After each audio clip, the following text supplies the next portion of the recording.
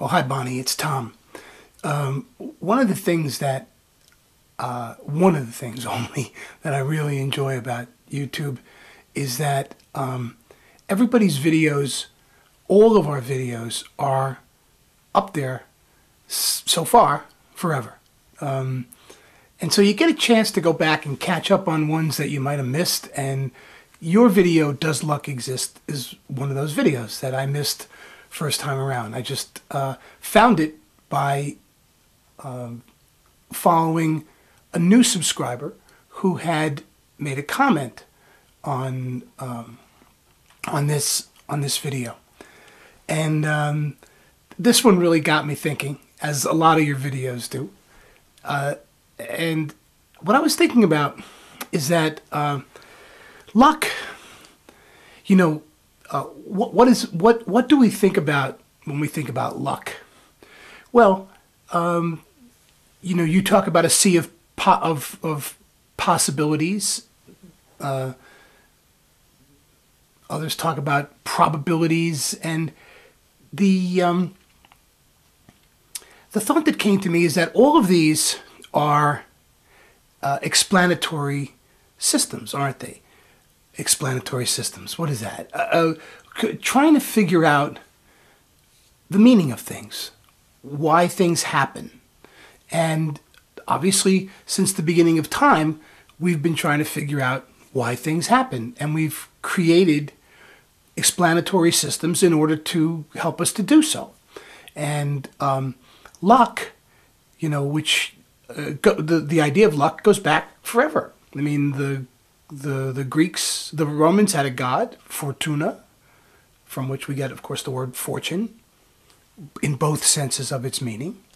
The Greeks had a god, I think it was Tyche, I think it was Tyche, who was the Greek god of fortune. And so, you know, trying to figure out why things happen is part of this historical record of our species that we've kept. And we continue as we, and here's where things get interesting for me, as we make progress, we believe that we have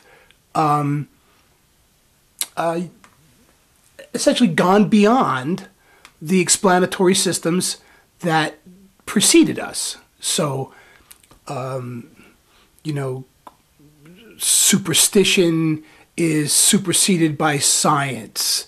And, you know, many will talk about how religion has been superseded by science. And here we have the concept of luck having been superseded by the concept of probability. I saw Perry's video about probability and preparedness and all of that, and that's certainly the way modern thinking would have us go, is in the direction of, you know, the more rationalistic, demythologized, demystified explanatory systems that in the past had been based as the foundation for understanding things in talking about luck. So, so I think about luck in a similar way, of course, because I'm a modern person, and so probability and so on and is all part of my cognitive repertoire. It's part of the things that help me to understand things.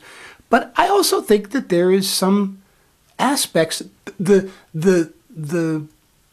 when the mysteries of life occur,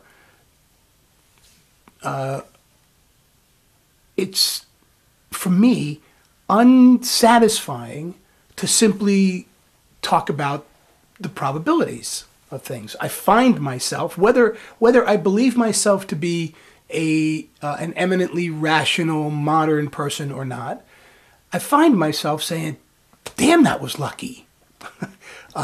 Oliver Wendell Holmes, in a quote that may very well be apocryphal, was once said to have said, he was asked if he was lucky. And he said, yeah, I am lucky. Usually I get lucky at about 3 o'clock in the morning in the library when I'm doing research. You know, and that experience is an experience I think that all of us have had.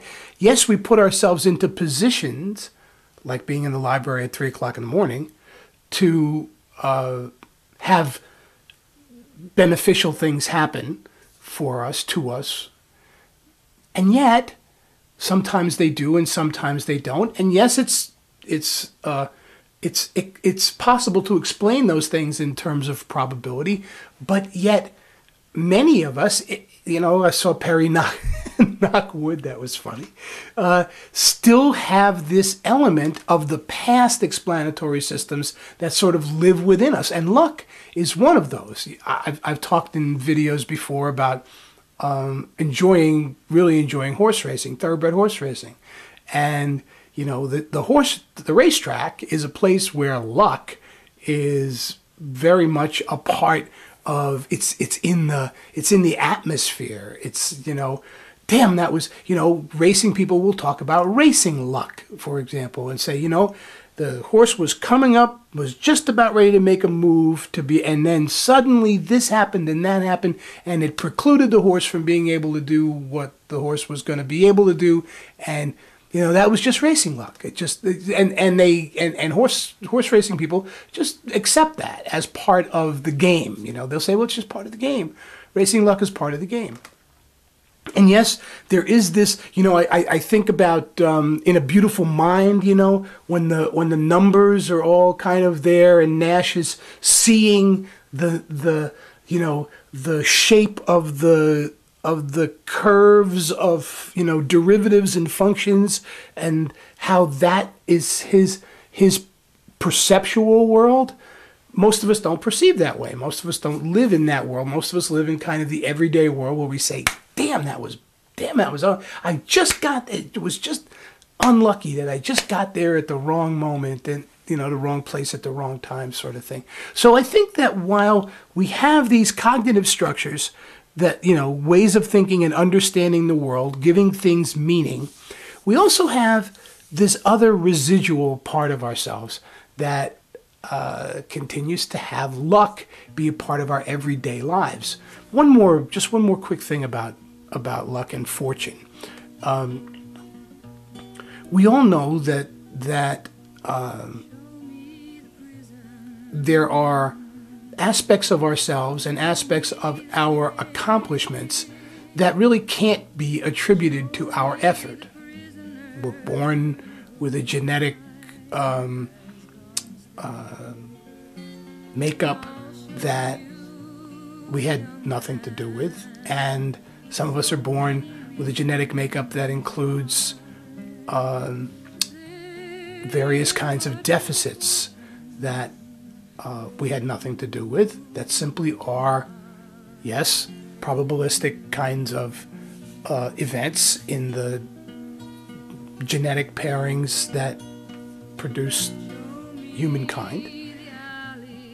But it feels like a lot of the time, like the things that we have been, the gifts that have been given to us, they feel like gifts. Gifts are something from Fortuna. If you go back to the mythology, you know, Fortuna, the goddess of luck, bequeathed gifts upon humans and withheld gifts from humans, and, you know, was also sort of had a black sense of humor, you know.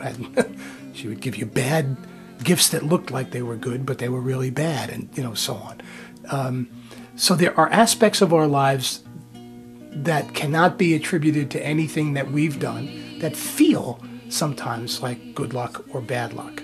So a little ramble, but you're going back and catching up on a video that's a little more than a month old triggered those kind of thoughts for me this morning. So take care. Hope you all had a great Christmas, and get ready for the New Year's bash here on the Tube. It should be fun. Take care. Bye-bye.